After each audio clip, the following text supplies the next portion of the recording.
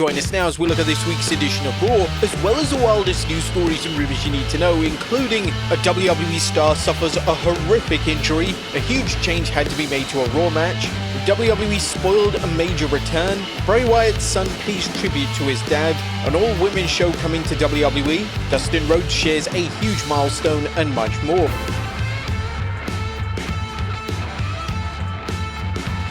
Now, as always, we'll recap the matches, but just look at the good, the bad, and the downright ugly. As always, we start off with the good as number 1, Logan Paul versus Gunther. A Raw kicked off with a promo segment between Logan Paul and Gunther. It was nice to see Paul interact with a heel on the show, and whilst it's highly unlikely that Paul versus Gunther is the world title match on Raw in 3 weeks, it would certainly make for a fascinating dynamic. Now, credit where credit is due, Paul is slowly improving in the promo department, however he certainly needs to flesh out his character as there continues to be a lack of substance there. 99% of the time it's I'm a megastar and you're poor blah blah blah. Number 2, the crowd. It was often been said that a good wrestling crowd can elevate a wrestling show, and this was the case with Raw last night. The crowd were pretty much into everything on the show last night, and the crowd in Greenville certainly deserves a ton of praise for bringing the noise. Number 3, Penta and AJ team up. Now, although Raw is shorter than SmackDown, key wrestling matches on the show still managed to get appropriate time. On Raw last night, Penta and AJ Styles vs. The Judgment Day received around 17 minutes of TV time. This allowed the match to breathe and for all 4 men to deliver a special TV match that fans absolutely love. We also love Penta and AJ matching their ring attires. But the finish saw El Grande Americano yet again make his presence felt, and the WWE continues to be adamant on making the character a prominent fixture on television. Number 4, Roxanne advances. Roxanne Perez is now officially on the Raw brand, and she was put straight into the Money in the Bank qualifiers on Raw last night. The first qualifier saw Roxanne Perez secure a huge win over Natalya and Becky Lynch. It's great to see WWE giving Perez a healthy push on the main roster, and it makes sense to put the young star in the Money in the Bank ladder match next month.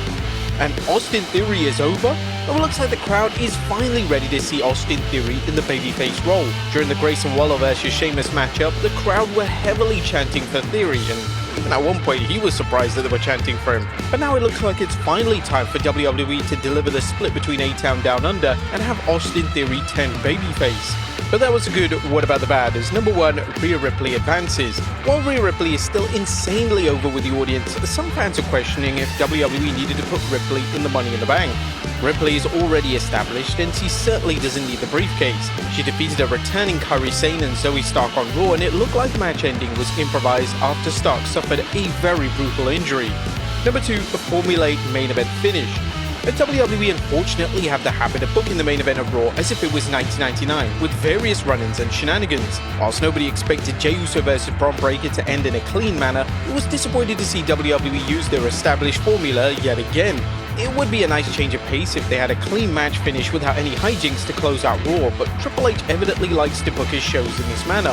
One of the positives of the post-match angle was the reaction to CM Punk, who received one of the biggest ovations of his entire career. The crowd gave Punk an Austin-style pop, and it was great to see that the WWE audience is still firmly behind the former WWE champion. And they've gone all in on the Punk and Sami Zayn vs. Seth Rollins and Bron Breakker build for this coming weekend, and it has a high chance of stealing the show and being one of the most memorable matches on the 4-match card. And number 3, no Karrion Kross. Karrion Kross continues to be barely featured on television. He's managed to get over on the road to WrestleMania 41, yet despite this and his merchandise selling extremely well, WWE are refusing to put him on television. This is really confusing, as Triple H usually embraces the idea of wrestlers getting over via their own accord, yet with Kross it's almost as if there's a vendetta against him.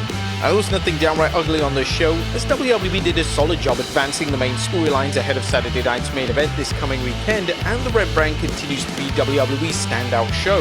They've had a difficult job with the past 2 weeks of TV, as they needed to build both Saturday night's main event as well as Money in the Bank. This can get very messy, but to their credit, they've managed to do a solid enough job. What did you guys think of the Red Brand last night? Let us know in the comments down below. Now let's move on to the news. Now, first story looks at a WWE star suffering a horrific injury.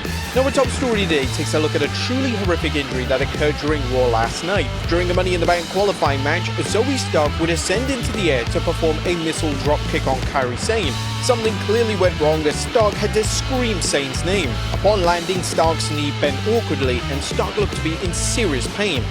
Her involvement in the match was immediately brought to an end, and Rhea Ripley and Sane would finish the match without her. Stark would be taken out of the match by medical staff, and we're awaiting updates on the status of the WWE star. WWE names across the roster have taken to X to share their warm wishes to Stark, with Ripley leading the charge, mentioning, "Professional wrestling can be very real and dangerous. Tonight continued to prove that anything can happen. Wishing Zoe Stark a speedy recovery." And we want to share our best wishes to Stark, and we hope that the injury isn't too serious for her, as our landing looked incredibly nasty. Next up, a Raw match finish had to be changed. Due to Zoe Stark's knee injury, Rhea Ripley and Kairi Sane were forced to improvise. WWE would have planned out a triple threat match, and Ripley and Sane deserve a ton of credit for carrying on under extremely difficult circumstances. According to Dave Meltzer on the Wrestling Observer Radio, the plan wasn't for Sane to be pinned. Sane lost her first match back, which was obviously not the plan. They had no choice and they had to do what they had to do. When wrestling injuries happen, especially in multi-person matches, adaptation is key, and while Sane losing her first match back isn't ideal, it was the only way WWE could bring the match to a definitive close. Next up, WWE spoiled a major return. And just a matter of hours before Raw went live on the air last night, WWE decided to spoil that Kairi Sane would be returning on the show. WWE would spoil the return via X and even announce that Sane would participate in a Money in the Bank qualifying match. This was a bizarre choice, as it would have been great to see a surprise return on the show, as Sane has been a name that fans have been waiting to see back for a number of months. Next up, Bray Wyatt's son pays tribute to his father. This week, the son of the late great Bray Wyatt celebrated his 6th birthday, and he had one request. He wanted to dress up like his legendary father. Jason Baker, who created the iconic Fiend mask for Wyatt, took to X to state that he created a custom mask for Wyatt's son. "I had the honor of doing something that is so close to my heart, but I'm still fighting back tears while writing this.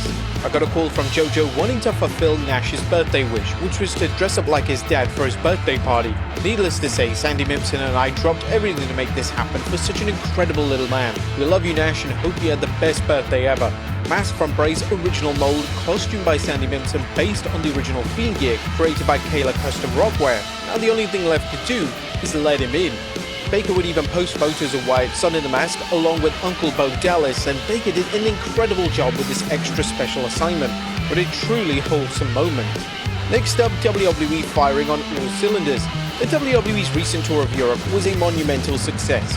According to the industry trade publication Polster, the events in March 2025 grossed over more than $13 million. WWE had events all over Europe, including Belgium and London, and this type of financial success definitely indicates that WWE will make these international broadcasts commonplace in the coming years. Whilst WWE and TKO will be delighted with these financial results, fans are already taking issue. WWE would have known about these results before their recent budget cuts, so to make budget cuts whilst delivering substantial business is certainly a controversial move. TKO is evidently a company that solely cares about dollars and cents, and unfortunately, releases and cuts, even when the company is thriving, are going to occur virtually every single year. Next up, Dustin Rhodes shares a huge milestone. And Dustin Rhodes, aka Goldust, has taken to X to share a huge life milestone. The current AEW star has now been sober for 17 years. Huge day for me. Thank you, God, for saving me from drugs and alcohol. Happy 17th birthday to me. Rhodes' story is well documented, and he's managed to successfully turn his life around. Congratulations to Rhodes on such a significant milestone. Next up, an all-women's show coming to WWE. It's expected that WWE will bring back the Evolution event this summer, but according to WWE star Natalya, there's no reason why WWE can deliver a weekly all-women's show similar to Raw or SmackDown. I think that I would love to see an all-women's pay-per-view, but I would love to see an all-women's show. I think we can do that in WWE. When you look at the Raw women's roster, the SmackDown women's roster, and the NXT women's roster, and the women coming in from the ID program and Evolve, all these different shows, there's so many talented women in WWE family alone that there's no reason we couldn't do a 1 to 2 hour show. And the interesting thing about this is that the initial pitch for SmackDown in 1999 was something similar. WWE intended the Blue Brand to be an all-women show, but obviously they changed their minds. Natalya made a strong argument, and it's somewhat of a surprise that this isn't something that WWE had piloted before. And finally, the Saturday night's main event card has been finalized.